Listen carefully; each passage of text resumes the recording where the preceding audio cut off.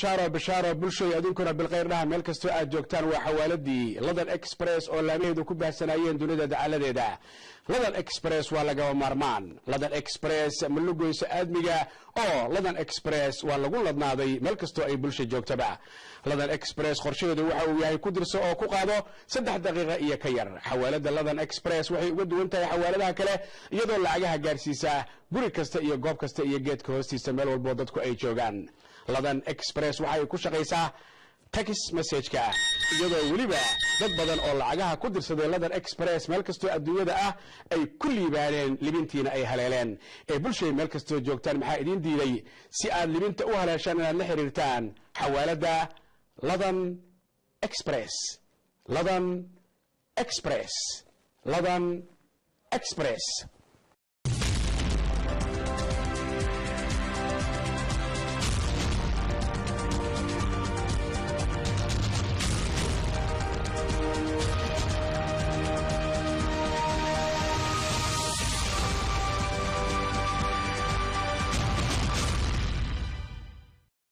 kulanti wanaagsan daawadayaal meel kastoo aad naga daawanaysaan ku soo dhawaada qodobada warka ugu doorka roon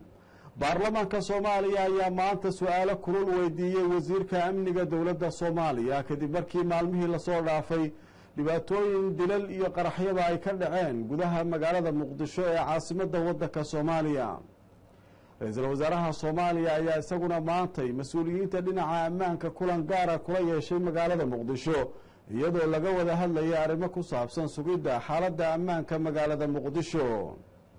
magaalada Kismaayona maamulka Jubbaland ayaa isu keenay ciidamo la sheegay inay si gaar ah uga howlgali doonaan sugidda ammaanka magaalada Kismaayo tartan quraan akhris ah oo lagu maamuusayo bisha barakaysan ee Ramadaan oo ah bishii uu soo degay quraanka kariimka ayaa lagu kala qabtay dalalka Uganda iyo Koonfur Afrika wararka caalamkana waxa ugu waaweyn dawladda waddanka Masar ayaan wali wax jawaab ka soo saarin codsi iyo ajenda cusub oo nabadaynta waddankaas oo ay soo saareen guddi iyagu ka kooban aqoon-yahano iyo waxgaradka waddankaasi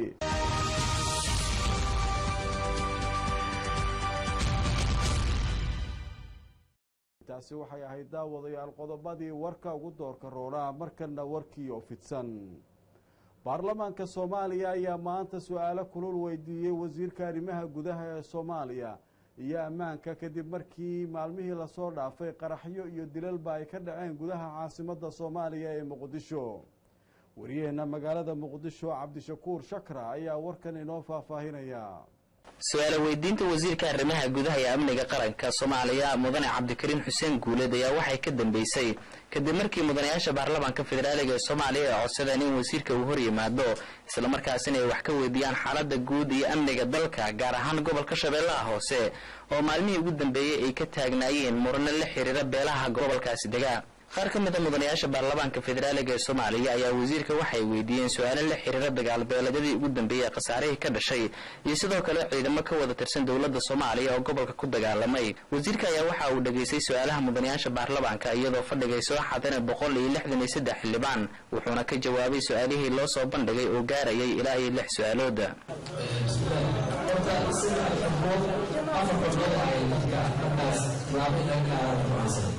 صدق كون وزارة الدولة اللي توصل شمالية مسؤولين الدولة أو شخص بعمود الدولة حكومة عن عين أي رئيس شمالية أي بلد الروح أهم إنه الدولة يحكي هي المسؤولية لكن مسؤول كان كلام عن وزارة الدولة الشمالية وزارة كانت الكوبريشن وشقين علينا الدولة الشمالية عندنا سعة أي محاولة عشان الدولة أهم دولة في المسؤولية لكن وزارة دي محيكة إيه استخدام الأهل سيستخدم البشر. الديان يمارس البشر يكون البشر وقام كان استخدام يكون البشر. في حتى لو كان بعد الدروس ولا عملت عن بعض الوزارات المركزية إيه أهم دور وفعلا دور طبعا كأصلا لها عمل فرائض فرنسي البنك أصلا وقادها مشفرا. وزارة الداخلية اتصال الشقية لكن وزارة الداخلية مسؤولية لكل ما fadhiga maanta ee mudanayaasha baarlamaanka Soomaaliya waxaa shir gudoominayay gudoomiyaha baarlamaanka Soomaaliya mudane Professor Maxamed Sheekh Cusmaan Jawaari waxa uu xildhibaanada uga mahadnaqay sida ay ula socdaan amniga guud ee dalka waxaana sidoo kale mahad ugu jeediyay wasiirka arrimaha gudaha ee amniga qaranka Soomaaliya oo maanta su'aalo la xiriira amniga dalka gaar ahaan gobolka Shabeellaha Hoose ay weydiiyeen xildhibaanada soo xaadiray fadhiga baarlamaanka. Cabdishakuur Xuseen Maxamed Cabdishakuur Shakra Kalsan TV Muqdisho. Ra'iisul Wasaaraha Dowladda Soomaaliya ayaa isaguna mas'uuliyiinta qaybaha ammaanka dalka Soomaaliya waxa uu kulan kula qaatay magaalada Muqdisho ee caasimadda waddanka Soomaaliya. Ra'iisul Wasaaraha ayaa mas'uuliyiintaasi kala hadlay sidii loo dardargelin lahaa ammaanka iyo sugidiisa magaalada Muqdisho iyo guud ahaan dalka Soomaaliya. Wariyayna Cali Yare ayaa warkan magaalada Muqdisho inooga soo diray.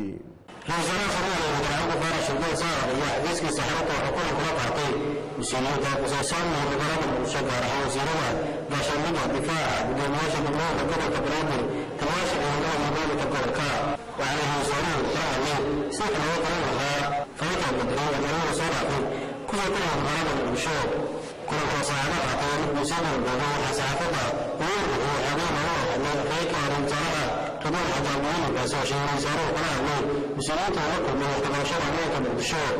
كل كهاوى كما يقول رئيس الوزراء جمهورية فدرالك مدني عبد الفارح شردان ساعد وكتب بها وزيرك الرواية بغازر وبقرك وزيرك باشاورده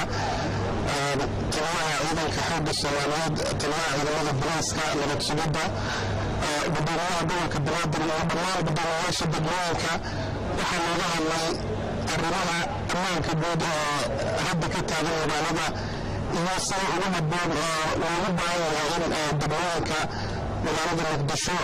السماوية الاستحضار برعب الشرعة سواء ريت أصحاب وقادته وزراء قمد فدرالك السمالي ورد العبد فارش شردان صاعد حمد قدر سنفران وزيرنا كم الهوان وزيرنا عبناء بناء قاشان بقى ماليات يحملك له أيام موقع وحي بغدان مريا بقرارة شغالات تركيا شرائط وارك اللبقى هي سفارة بلقاس تركيا كاسو كل مقرقاتين مسؤولية السفارة تركيا وزراء الحماية يسعد الله مركز جارين سفارة بلقاس تركيا يبون وقرح وقدع وبقرارة شغالات تركيا وكل مقرقاتين مسؤولية تركيا هذا اسكسو من أبوه اللي سفير كوضع تركيا كبابين كانوا تران كل وزراء المسؤولية تركيا هذا اسكوقاتين يعني عندنا رسالة قسم هي قوة قرح وقدع كبير والله أصحابه بسيطة جرى لها سفيرك تركيا هو وزراء سماوية سفيرك تركيا كوالدين كانوا تران محوش عليه يقرح شرط الوقع دي برعب بقضايا شغالها سفارة تركيا على الحياة دونان هؤلاء كانوا من بلك الصومالية. We will continue to support our activities. Inshallah, we are going to finish 3 hospitals in 2 months' time. We will also finish other projects and Mogadishu will become a better place with our support, and not just Mogadishu, also all over Somalia, because Somali people deserve this. We want to help. وزراء صوماليا ورد العبد فارش شردان صاعد وسلكتها سيئين قرح شرطة والموقع ذا يقول واسع بقناة شغالة وضع تركيا سيطرة دولة تركيا وتأسيا قريبا اسكار كاملها اسكارتها تركيا كاسكسبنا روح وشادي الحرير كوضح يا صوماليا تركيا قرح يدباتين مد بسنة شغالات تركيا وكسر صوماليا أنا محمد بن دونين تركيا سنو ثلاث قلب كدع حلقا أي كل الثاني dadka tirada badan dadkii noo soo gurmaday oo u yimid inay Soomaaliya kaalmeeyaan iyo dad islaam oo bishan Ramadaan soo maraa oo hawlahoodii caadiga ah gudanahayay waxay geysteen aad baan u cambaaraynaynaa falalka noocaas waa falal looga dan leeyahay in Soomaaliya dib u kabato dowladnimadeedii hanato مسؤوليتنا أي تلوجه استاجي عشان هذا في كارسن مبالغة مقدشو baarlamaanka Puntland ayaa maanta kulan isugu yimid waxa ay ku ansixiyeen miisaaniyadda maamulkaasi ee sanadka 2013 wariyayna nooga soo warama magaalada Garowe Cabdirisaaq Xayir ayaa warkan inoo faahfaahinaya golaha baarlamaanka Puntland ayaa maanta cod gacantaaga ku ansixiyay miisaaniyad sanadeedka 2013 kadib muddo maalmo ay ka doodayeen miisaaniyadaasi oo ahayd mid ku noqosho waxaana ugu dambeyntii isku waafaqeen ansixinta miisaaniyaddan iyagoo ku saleeyay lacagta dollarka Mareykanka gudoomiyaha baarlamaanka puntland cabdirashiid maxamed xirsi ayaa saxaafadda uga warbaxshay ansixinta miisaaniyadan maanta ay taariikhdu tahay 28 Juulaay golaha wakiiladu wuxuu ansixiyey miisaaniyad ku noqosho oo wasaaradda maaliyaddu soo diyaarisay miisaaniyadaasoo ahayd markii hore 96 bilyan isdhan ku yimid awgeed miisaaniyadaas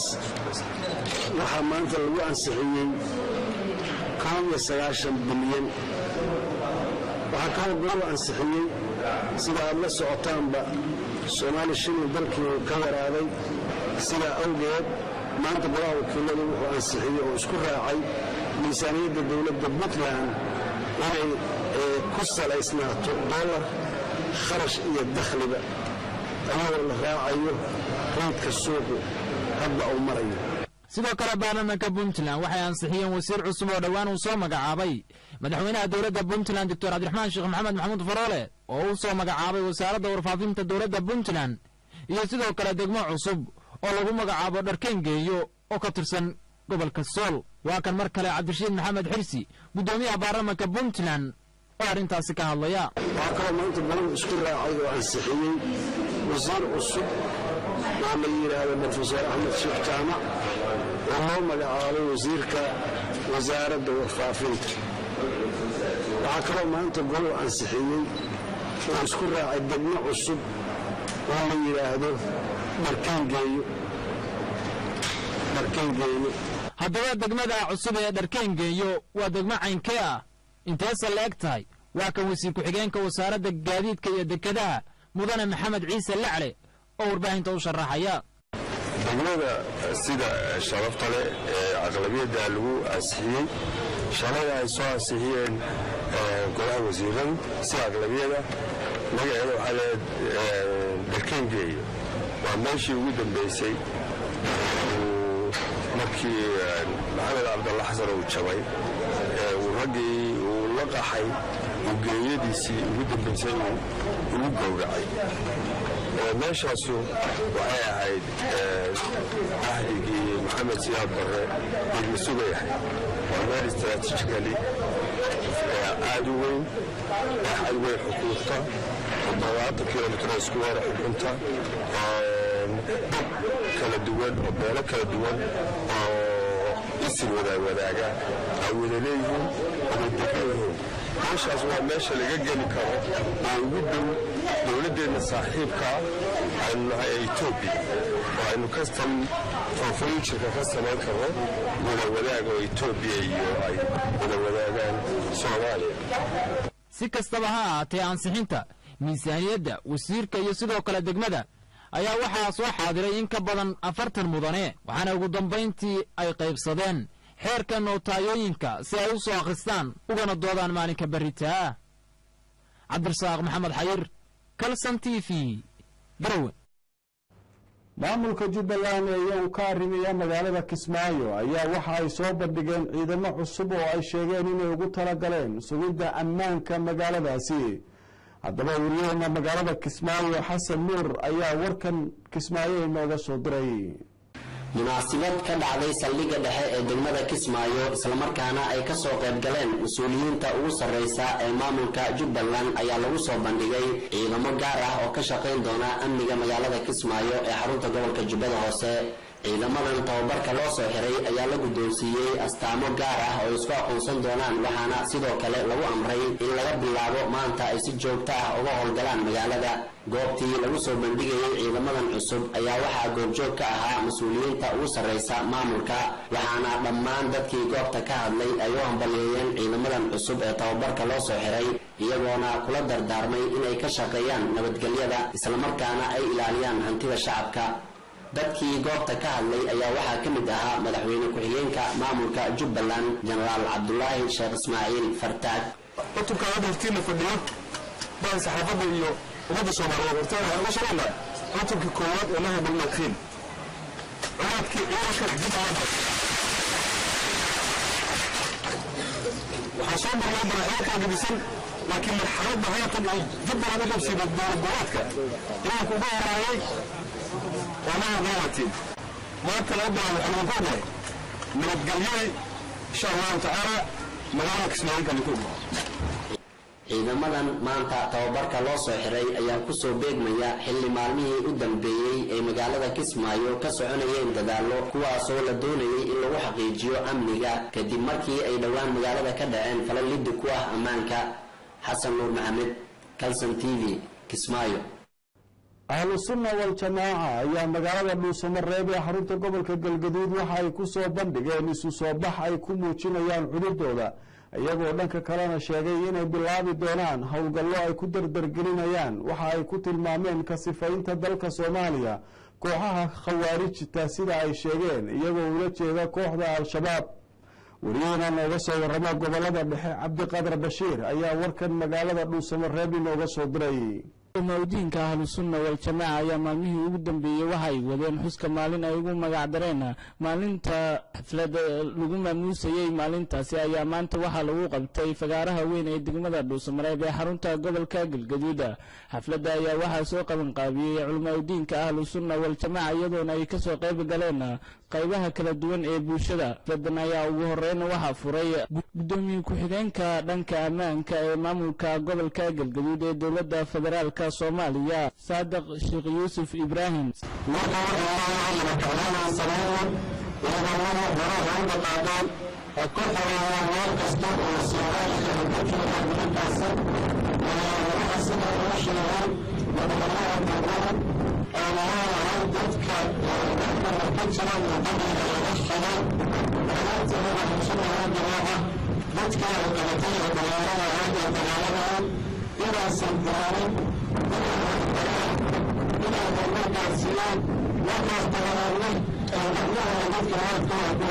sidoo kale xafladda intii socotay ayaa waxa ka hadlay gudoomiyaha guud ee ahlu sunna wal jamaaca Macalin Maxamuud Sheekh Xasan isagoona ku guubaabiyay ciidamada ahlu sunna wal jamaaca inay sii wadaan howlaha ay kula dagaalamayaan xarakada al-shabaab.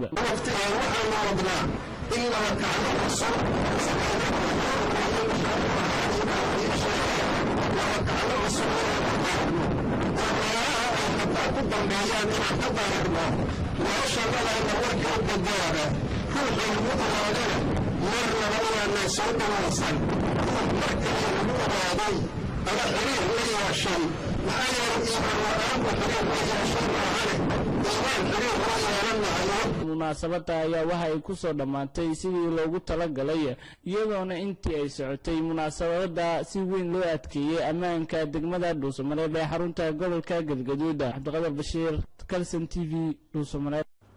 afhayeenka madaxtooyada Somaliland ayaa maanta faahfaahin ka bixiyay waxqabadka Somaliland 3 sano ee ugu dambeysay. wariyahana Ubax Saciid ayaa warkan magaalada Hargeysa inooga soo dirtay.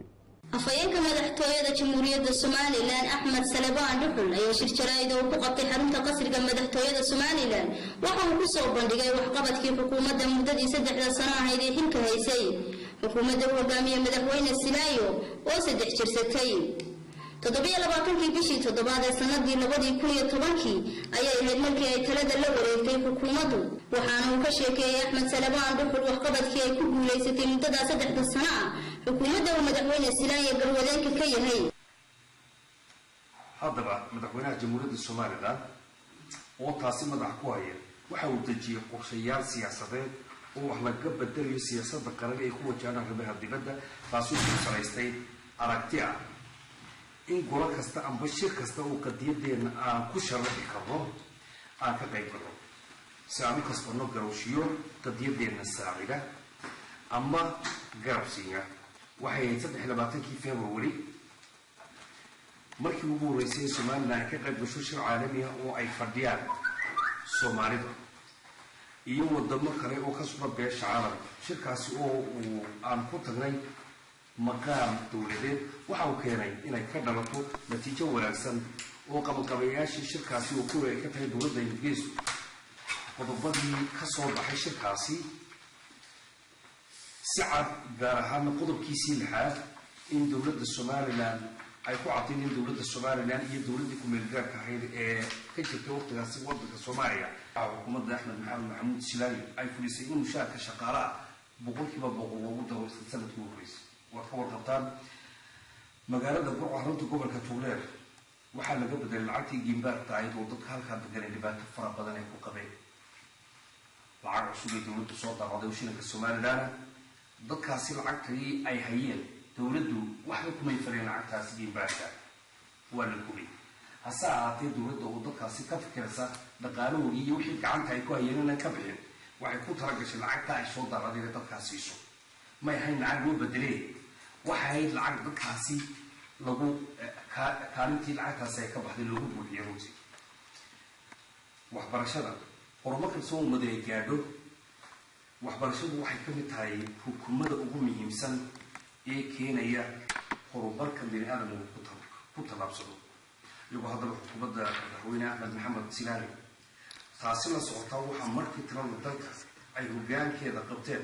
madaxweynaha jamhuuriyadda somalilan waxa uu bilaash ka dhigay lacagtii iskuullada dugsiyada hoose dhexe waxaana taasi ay dhiirigelisay dhammaanba waalidiinta danyartahay ubadkooga inay keenaan iskuullada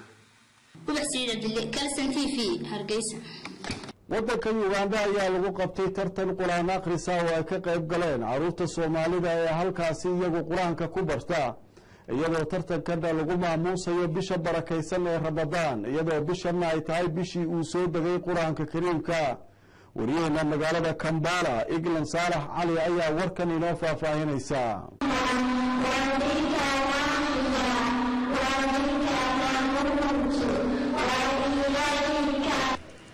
lagu guda jiro tobanka dhexe bisha barakaysan ee ramadaanka isla mar ahaantana ay caan ku yihiin ummadda islaamku marka la gaadho bishan oo kale ay ku tartamaan kitaabkeena qur-aanka kariimka haddaba wuxuu tartan qur-aan ay ardayda ku kala guulaysteen hadiyado kala duwan oo ka dhacay magaalada Kampala gaar ahaan masaajidka Soomaaliya ee Tawxiid waxaana halkaasi ka hadlay macallimiintii qabatay tartanka kuwa dhiirigeliyay inay ardaydu halkaasi ka sii wadaan waxbarashadooda qur-aanka kariimka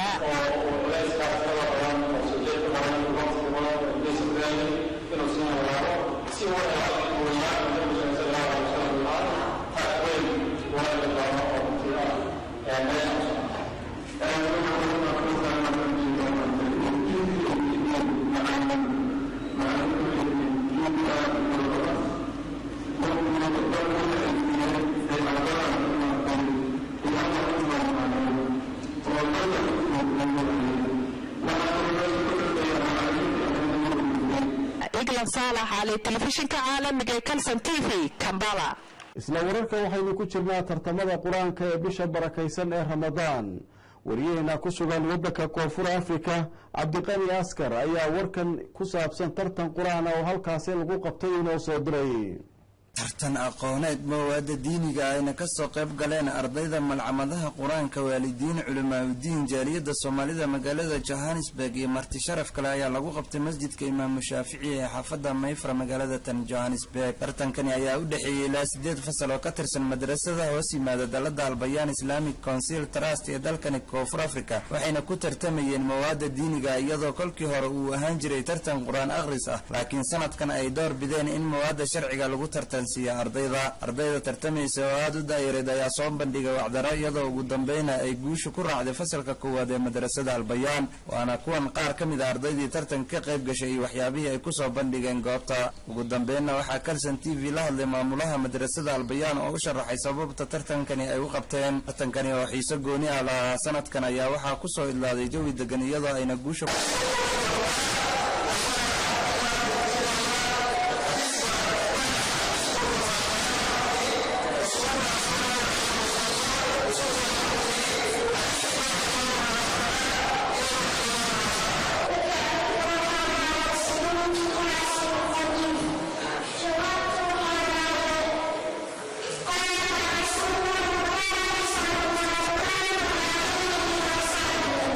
Thank you.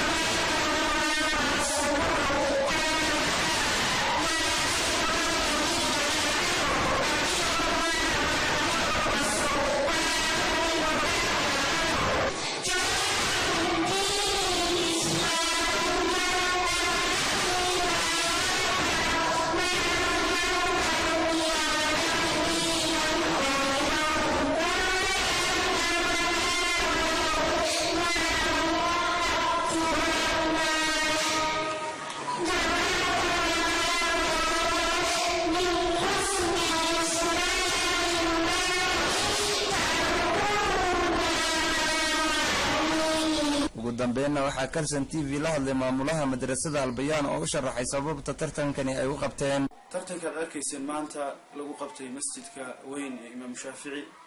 magaalada johannesburg xaafadda mayfa wuxuu ahaa tartan aqooneed diineed oo mawaada diiniga ah ay ardaydu qaataan madrasada ardaydu qur-aanka way dhigtaan oo waxa ugu horeeya ee la baro waa qur-aanka laakiin waxaa loogu daraa oo lagu tarbiyadayaa mawaada diiniga ah sida caqiidada xadiidka siirada nebi sallallahu alayhi wasallam afkooda hooyo soomaaliga fiqiga mawaadaas ay ku tartamayeen maanta. tartankani oo xiiso gooni ah lahaa sanadkan ayaa waxaa ku soo idlaaday jawi degan iyadoo ayna guusha ku raacday fasalka koowaad ee madrasada halkaasoo lagu guddoonsiiyey hadiyado qaali ah. qanax maabtidoon kalson t v johannesburg. qaar ka mid a waxgaradka iyo odayaasha beesha biyomaal ee ku sugan magaalada hargeysa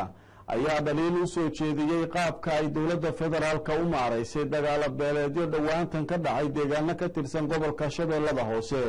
iyagoo si gaara u dhaliilay wasiirka arrimaha gudaha kuna tilmaamay inaanu dhexdhexaad ka ahayn wixii ka dhacay gobolka shabeellada hoose.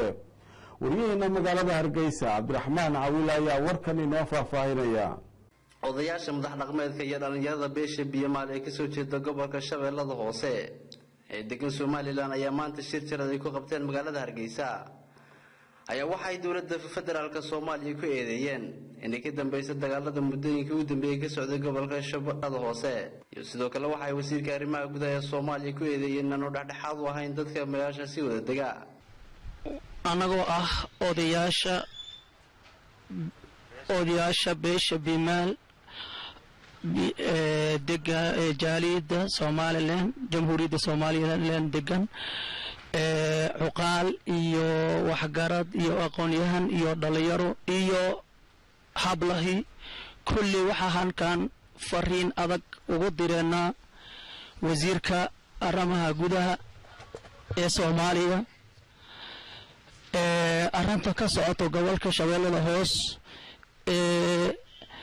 mooryaanta iyo nimanka burcadda ah ay ku soo duuleen. anigu waa maxamed dangarad halkan waxaa iskugu yimid salaadiintii beesha biyomaal caaqiliintii iyo aqoon-yahaniintii iyo weliba ururka dhalinyarada ee beesha biyomaal ee jaaliyadda Somaliland kadib markaan aragnay dhibaatooyinka iyo rabshadaha ka soo cusboonaaday gobolka aan ka soo jeedna ee shabeellada hoose waxaan go'aansanay islana qaadanay dhammaan jaaliyadda beesha biyomaal ee Somaliland inaan u dirno cambaarayn iyo eedayn aan dusha kaga tuurayno lambar 1 wasiirka arrimaha gudaha oo la socda xaaladdu halka ay marayso ogna dhibaatooyinka laga soo maray gobolka shabeellada hoose anagoo u sheegayna inaan siday ragga hore u soo hadlayba ay sheegeen gobol ku duuli kara in jirin wixii la soo maray iyo favoritism inequality and tribalism dhibaatooyinka eexda iyo sinaan la'aanta iyo isburburinta beelaha Soomaaliyeed ay soo mareen kadib markii la helay dawlad Soomaaliyeed waxaan dareemaynay in ay dadku isku mid noqdaan oo dad isgumaysan kara weerari karana aan jirin. hadalkan odayaasha madax dhaqmeedka iyo dhalinyarada ayaa ku soo beegmaya iyadoo muddooyinkii u dambeeyay ay dagaal ka socdeen gobolka shabeellada hoose. cabdiraxmaan carab daawud